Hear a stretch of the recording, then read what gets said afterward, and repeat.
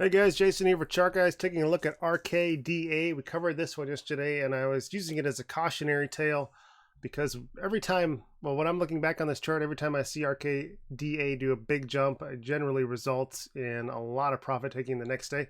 And I just hate to see people losing money jumping into stocks that they think are just going to keep on going. They see something in the news where a stock's up 10, 15%, and they don't want to miss out on that, and they FOMO it, fear of missing out.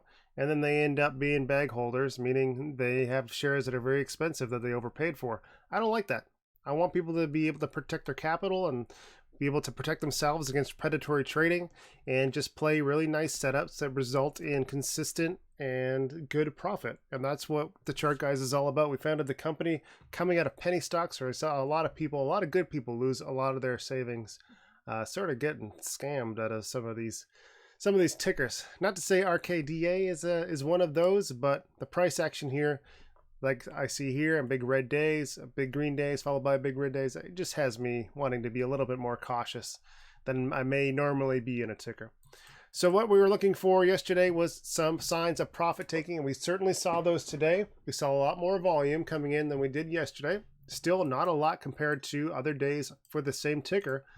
But what we did get was some nice action. We saw a nice range with a big red spinning top. So ultimately showing indecision in the market, profit taking, and bulls driving one direction, bears driving the other. 588 is our resist, 509 is our support. And ultimately we got to look at who is controlling the day when and what momentum do we see coming into play right now. So let's go into the 5-minute time frame and take a look at after hours and pre-market. So here's yesterday's close. We saw a 5-minute trend. We kept setting lower lows, and then eventually we broke over 547. Bulls took the price to 610, set up a little bit of an EQ. Then we get into early morning action. We see bulls run out of the gate, a lot of back and forth. 588, our high is set, and then we start setting lower highs. So 568, eventually we tighten up. We get probably a 1-minute bear flag here, drop, start setting lower lows, and we go all the way down to 509. We get a double bottom. Eventually we change that trend. We get 530, which is almost a double top. No, not quite. Actually, we get a little bit of a EQ. So we get a tightening range here, 530, 515. We break 530, and this is what's interesting. Bulls had a lot of opportunity here. We had consolidated from oversold into a nice range on the RSI. We broke 530 on good volume, and then completely gave up. So the bulls that should have followed through here and established a nice consistent long-term trend, they were not here.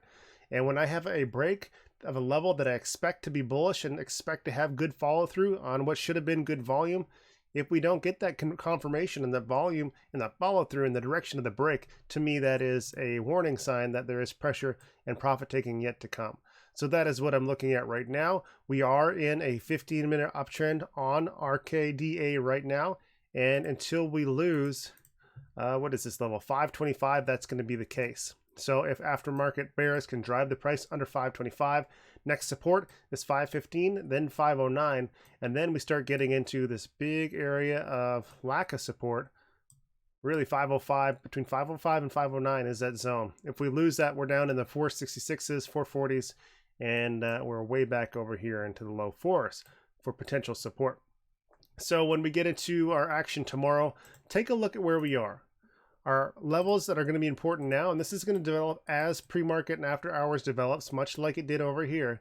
It's going to set up some new ranges for us, and it's going to help us give a little bit of a heads up as to what's going to happen. So if these were our pre-market levels, I would want to know who breaks what first. If bulls can step in and drive the price up over 549, consolidate and show that interest and that sustained ability to keep that level, and that becomes the new mean, then I'm going to be more interested in RKDA. But if we break straight up and fall right back down and lose 515, that is a very bearish sign, and I would be looking for downside action. Inversely, we break 515, bulls buy that dip, and we don't stay down there very long.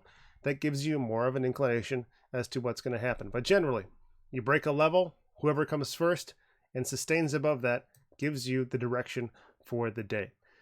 That's pretty much it right now.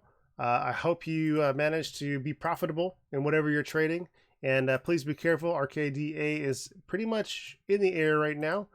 indecision candlestick in the form of a nice spinning top.